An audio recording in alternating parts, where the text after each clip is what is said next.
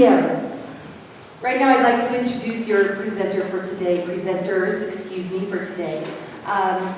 Tori Martinez is a multi-passionate social scientist working in the areas of justice, equity, diversity, and inclusion, JEDI, in rural communities of color. She is currently a community organizer for the Colorado Trust, a health equity foundation. The Colorado Trust engages those most impacted by inequities to build their collective power to advocate for change. Tori received her bachelor's degree from Adams State University and her master's degree from Arizona State University.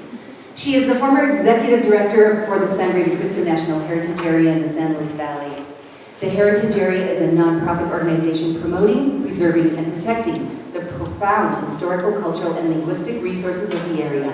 She serves as an advisory council member on place-based service learning for Community Works Institute. She is also a published author and poet. And with her today is Angelica Raya Trejo. She graduated from ASU in 2017, so 2 alums we got in the house. She's now working at the SLV Immigrant Resource Center on the as an immigrant advocate, doing immigration legal work. And she's a member of the HOPE team, which we are going to hear about today. Please give these two a big round of applause.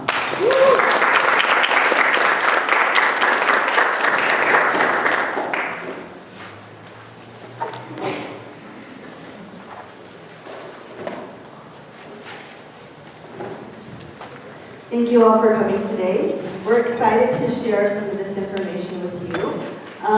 So let me tell you a little bit about HOPE and the Colorado Trust. So the Colorado Trust, as I mentioned, is a health equity organization, and we've been working with several communities here in the San Luis Valley for the past 6 years. So we've worked in Saguache, Angelito, and San Luis. And all 3 of those communities identified young adults as being the most vulnerable and the most impacted by the issues that are happening in the San Luis Valley.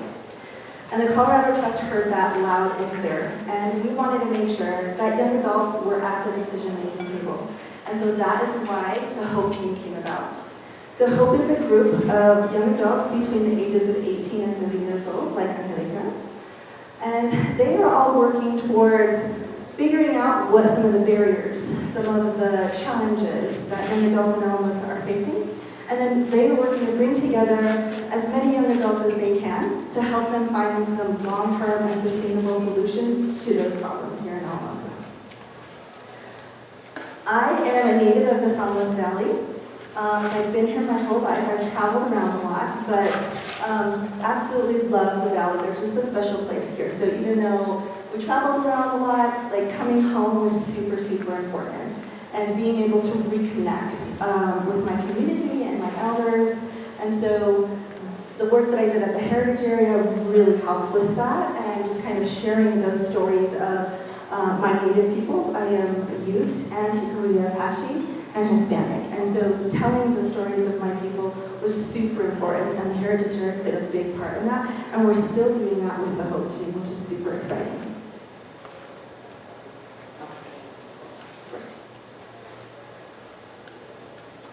Uh-oh. You need to stay silent tonight.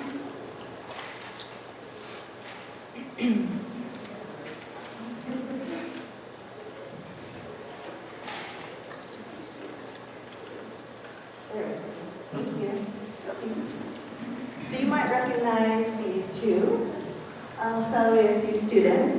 They assisted us in filling out our survey. So last year, we had big plans about what the HOPE team was going to do in Alamosa, and then COVID happened. And we had to just pivot and change what we were doing and what we were focusing on. And so Angelica and the team, we created a survey.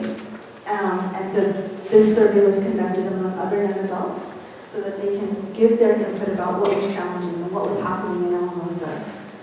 And some of the surveys were taken online, some of the surveys were done in person, but we really wanted to make sure that everybody got a voice, and we were surprised by the turnout of what that survey brought to us. And we're going to share some of that data with you today. This is the change that we are working towards. So right now, the reality is that some are getting much more and others are getting much less, and it's creating this huge disparity. Most organizations are working towards equality with that belief that everybody's going to benefit from the same type of resources, and that creates equality. The Colorado Trust for a long time, and other organizations as well, have been working towards equity. And so that's the belief that everyone gets what they really need to be prosperous and successful and to live a productive life. The HOPE team ultimately is wanting to work towards justice. So where that the systems that we create, the processes that we enact in, and the policies that we help to create are going to remove those barriers and remove those challenges that young adults have been facing here in the San Luis Valley for such a long time. To help us do that, we hired 2 experts to assist my team. You might recognize Dr. Benjamin James Waddell, former professor of sociology here at Daca State. Now he's a professor of sociology at Fort Lewis College. So Ben came in and he assisted my team in creating some qualitative questions in the survey and then assisted with analysis of that data after. And Dr. Grace Young and her students here at Adams State assisted us as well. So Dr. Young helped the HOPE team to create some quantitative questions in the survey. And then her team input all of our data into their SPSS program, did some cross-tabulation and other calculations, and created a lot of the charts that you're going to see tonight.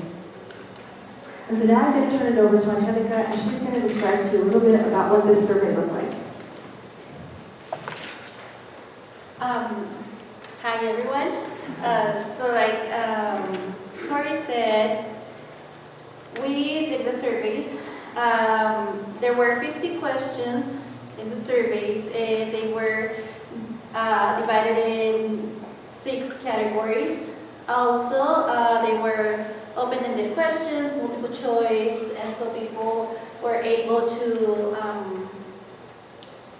put everything that they were thinking that the issues were, what they needed, and some of the questions that were asked is tell us about yourself, tell us how COVID has affected you, your emotional health, cultural awareness, diversity, employment, education. So those were part of the surveys, and the results, there were 230 surveys that were responded.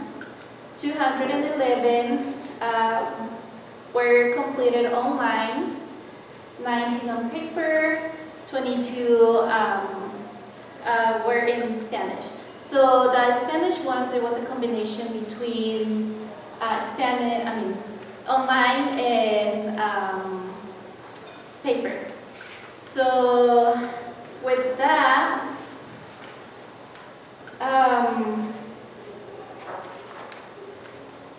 the survey, it was, in the ones that were in Spanish, we had a certified translator and interpreters doing those, reviewing that the questions were actually translated correctly.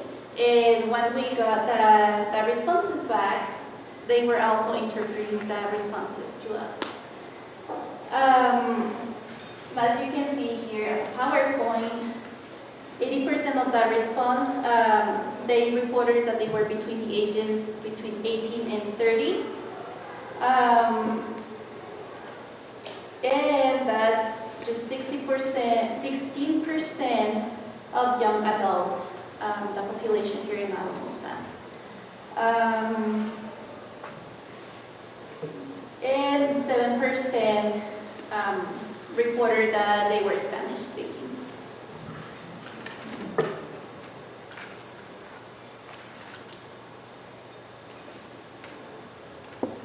So, like I said, 60% of them identify as being Latino, Hispanic, or Spanish origin. and 65% identify as being female. 26% of the surveys, they responded that they use Spanish, Cajoal, or other languages at home. This is a chart that divides how people were identifying themselves in the survey. So 38.22%, they were non-Hispanic or Latino or Spanish origin. 33.12%, they are Hispanic, Spanish, or Chicano. 22.29% identify as being Mexican, Mexican American. 5.10% they identify themselves as being Guatemalan or from the Mayan culture. And 1.27% they identify themselves being from other countries like Argentina, Honduras, and other Latin American countries. We had a few people respond from Uruguay. I think one of the interesting things that I would just like to point out is that there's a misconception that the Mayan culture here, or the Guatemalan community here in Alamosa identifies as being Hispanic, and they do not. They do not. So I just couldn't want to say that. Yeah, and that was a misconception that I had until I started working with the census, and I was reaching out to people and helping them out fill out the census. And when I will talk to them and say, okay, how do you identify? And I will read the options that were there, and none of them applied. The good thing now that this year the census had the option of other, and under that we put Mayan because that's how they identify. And their kids, even though they were born here, they also say, well, they were born here, but I don't know if they consider themselves Maya, but we raised them in that culture with those beliefs, so I don't know. And so in the option of other, we will put Mayan and American, or white American. I think one other thing I should note is that all the data that you're going to see here today is only for 18 to 30-year-old respondents, so the 80% that you saw. The other 20% were over the age of 31, and we are using some of that data for other things, but it's not included in today's presentation. And also with the survey, the people that were between the ages of 18 and 30, they responded, 12% of them were high school graduates, 24.7% they had some college, 20.6% associate's degree, 28.9% bachelor's degree, and 12.4% master's degree, and 1% PhD.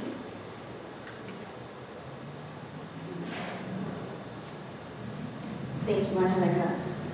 So our survey gave us a ton of data, which we cannot share with all of you today. So we chose 4 of the main issues that came up during our survey, and so we're going to share those 4 issues with you today. And they're not in any particular order, so just because this says issue number 1 does not mean this was the most important to young adults, so just kind of keep that in mind. Despite the fact that 18 to 30-year-olds say, yes, I'm happy and my life is good, they do have mental health needs that are going unmet. So almost 40%, when we asked them in the survey, if you were having problems, if you were having mental health issues, is there a place for you to go in Alamosa? And 40% of them said, I don't know.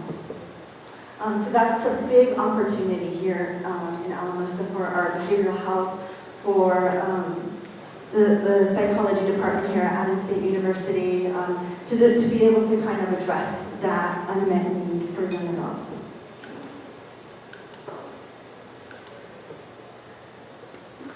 Um, 52% of the young adults who took our survey felt that if they were experiencing emotional or mental stress, that they would not visit a provider in Alamosa.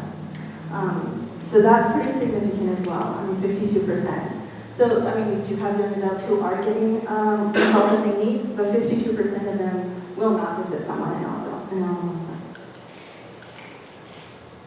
So I want to share with you a couple of quotes, and these come directly from the respondents in the survey, so I'm just going to read them directly.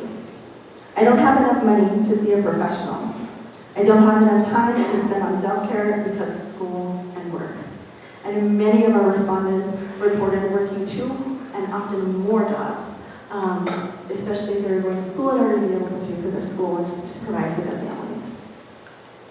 Another quote, I have loved ones who sought care in Alamosa and were not satisfied with the care available. And the last quote I'd like to share with you, concerns over privacy have heard too many stories of violated confidentiality. So the second issue that came up in the survey with almost half of our respondents was that they all felt that there were conflicts and tensions happening in Alamosa, and that those conflicts and tensions revolved around race, ethnicity, culture, their religion, their gender or their sexuality, their language, and if they had a disability. Racial tensions were the ones that were described the most often in the survey, and the 2 areas where those racial tensions were happening the most, not that these are the only places that those tensions are happening, but the 2 they mentioned the most were in schools and in healthcare facilities. So a couple of quotes on this issue. Sometimes I feel invisible or looked down upon for my race, ethnicity, and sometimes language spoken.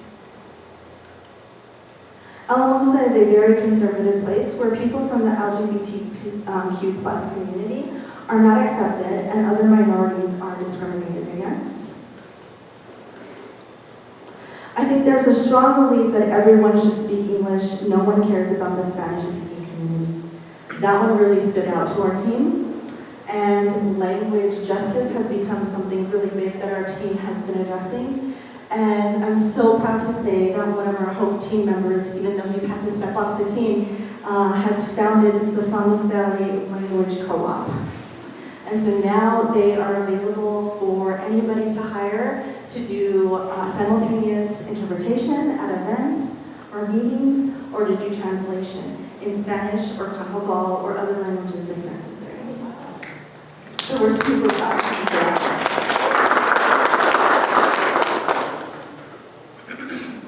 So the third issue was that young adults believe that their needs are not being addressed by the political leaders in Alamosa.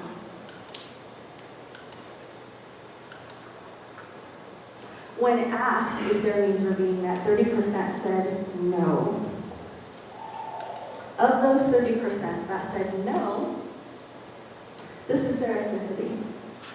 71% of them are Hispanic, Latino, or of Spanish origin, and 29% of them are white. We found that to be very significant. Again, of those 30%, this is the language that they speak. 63% of them speak English, 35% speak Spanish, and 2% speak other language. Usually it was Cajoval, which is the native language spoken by the Guatemalan community. So this is a ward map of Alamosa. So it matches the wards in Alamosa for the voting district. You'll see that there's 2 extra here than what is actually in Alamosa. So number 5 and number 3 are actually outside of the city limits, but we still had many people responding to our survey that lived in those 2 areas, and so we wanted to include them in this map. Of the 30% who said that their needs are not being met, 76% of them live in regions 2 and region 6. You'll see Adams State is right here in region 2.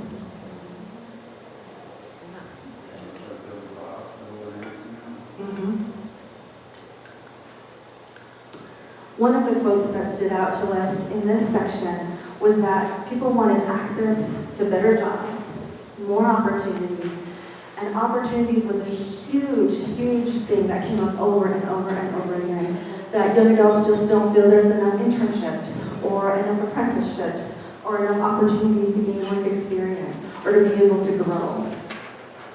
It's one of the reasons why Alamosa's biggest export is our young people, and we we'd really like to see that stop. So the last issue was, of course, COVID, because we did this survey during COVID, and that was a huge issue for people. We really wanted to be able to provide some immediate feedback, and I'll tell you a little bit later on exactly how we met some of those immediate COVID needs. But young adults were significantly impacted by COVID, even more so than those who are 31 and older. 24% of them reported losing their job during COVID, so this was in 2020. This was people's stress levels before COVID. As you can see, it's mostly in the ones and twos, 1 being the lowest stress level, 5 being the highest stress level. This is their stress level now during COVID. It's the complete opposite. And most of them are now in the 4s and 5s. With all this stress, not having their mental health needs being addressed also just accumulates their disadvantage and what they've been going through. So 67% of them have a loss of income in some form. Either they have reduced hours, or they've had a cut in pay, or they've lost their job completely. 48% of young adults said that they have had reduced access or limited access to public services during COVID. 45% said that their education has been affected in some way. 30% said that their personal safety has been affected during COVID. And 18% said that they have been experiencing food insecurity. So how can ASU help, and how does this pertain to ASU? There's a lot of things ASU can do to address some of these issues that have been discovered in our survey, so this is just a few suggestions that we have. Provide language interpretation and translation, so those students that their heart language is in another language, they're not going to struggle with their education or integrating into the Alamosa community. Ensure a safe campus environment for students. Provide culturally relevant programming all year long so students can have a sense of belonging here in the Alamosa community and on campus. Provide access to mental health resources. Ensure COVID safety practices are happening. Provide opportunities for internships or apprenticeships.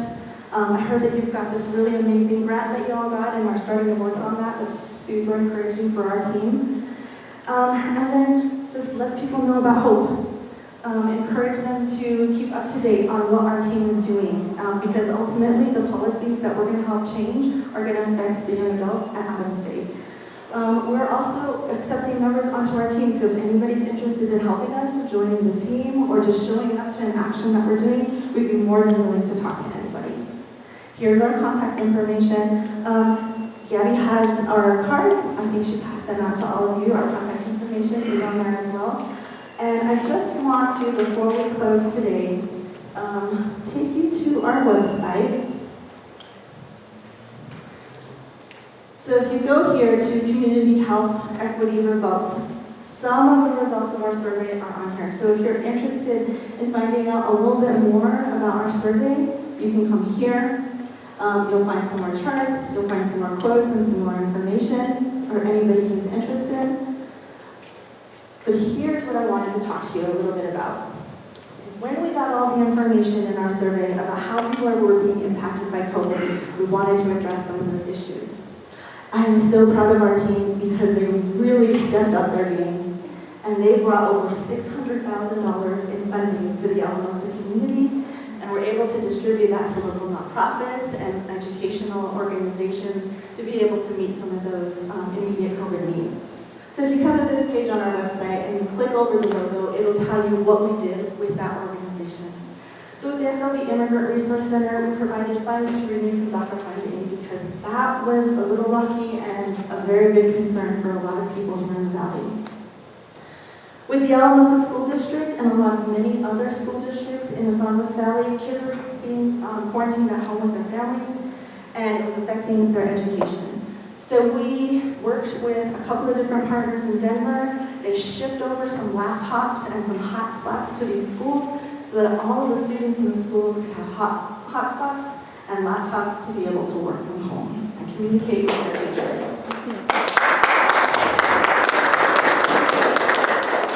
As you are many, many partners listed on here. So for those of you who are interested, you can look on there and see what else our team has been doing. And Heather and the team are doing amazing work impacting young adults here in Alamosa. Thank you so much for having us. I'll open it up if anybody has any questions.